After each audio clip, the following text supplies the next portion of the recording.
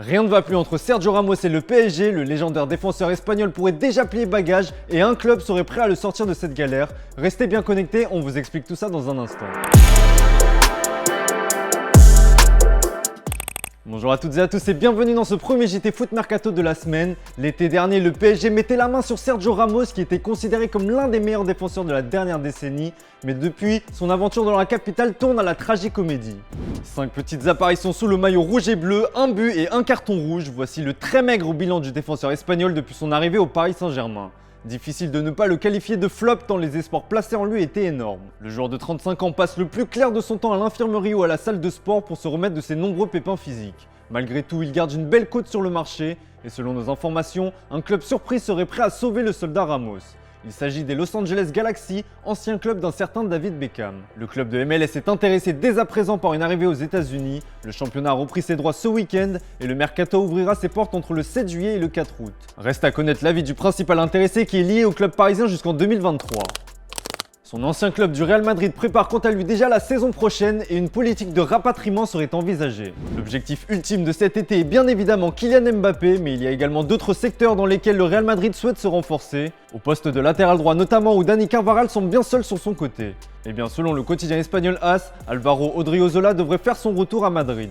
Son prêt concluant à la Fiorentina aurait convaincu les dirigeants madrilènes de le rappeler. Le petit prodige japonais Takefusa Kubo devrait lui aussi faire son retour à la Casablanca. Le joueur de 20 ans est sur un troisième prêt depuis son arrivée à l'été 2020 et réalise des prestations plutôt convaincantes avec Majorque. Un retour rendu possible grâce à la future naturalisation de Vinicius Junior qui va libérer une place d'extra communautaire. En revanche, pour la pépite brésilienne Reinier, ça se complique. Arrivé en janvier 2020 en provenance de Flamengo contre un chèque de 30 millions d'euros, le joueur de 20 ans n'a encore jamais évolué avec les merengues, lui qui a été prêté 2 ans à Dortmund pour s'aguerrir.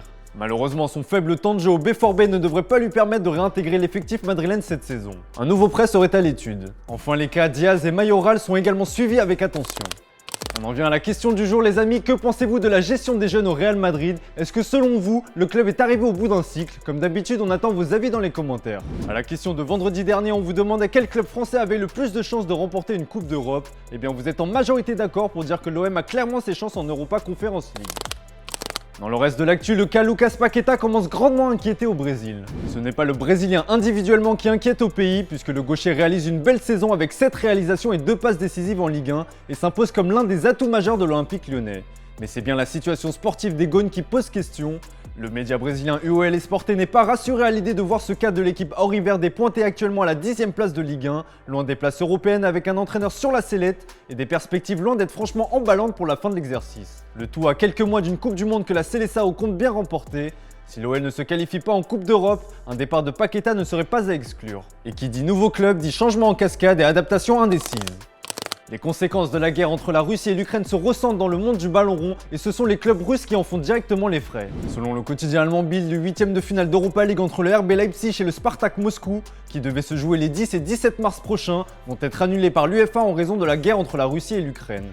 Le RB Leipzig va donc directement accéder au quart de finale de la compétition sans jouer. L'exclusion du Spartak Moscou de la Ligue Europa ne devrait pas avoir pour effet de repêcher une équipe. La formation russe avait terminé première du groupe C. L'appel au boycott de la Russie prend de plus en plus forme et Schalke 04 a notamment pris une très grosse décision. Ce lundi, le club allemand a annoncé avoir rompu son contrat avec son sponsor principal russe Gazprom, une décision forte puisque la collaboration datait de 2006. Toujours pas de retraite à l'horizon pour l'éternel Gianluigi Buffon. À 44 ans, le portier italien compte bien prolonger le plaisir avec Parme, son club formateur qu'il a rejoint l'été dernier. Il a signé un contrat jusqu'en 2024 et a bien l'intention de ramener Parme en Serie A. Allez, on se quitte avec l'image du jour les amis, vous n'êtes pas sans savoir que Marcelo Bielsa a été limogé ce week-end après la défaite de Leeds 4-0 face à Tottenham, un départ qui a été très mal vécu par les supporters qui se sont empressés de le saluer une dernière fois. Thank you for everything, Marcelo. Thank you very much.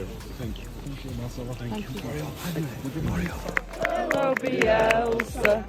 Marcelo Bielsa. Voilà, c'est tout pour aujourd'hui. Merci pour votre fidélité. Bonne soirée à vous. On se retrouve dès demain pour un nouveau JT Foot Mercato.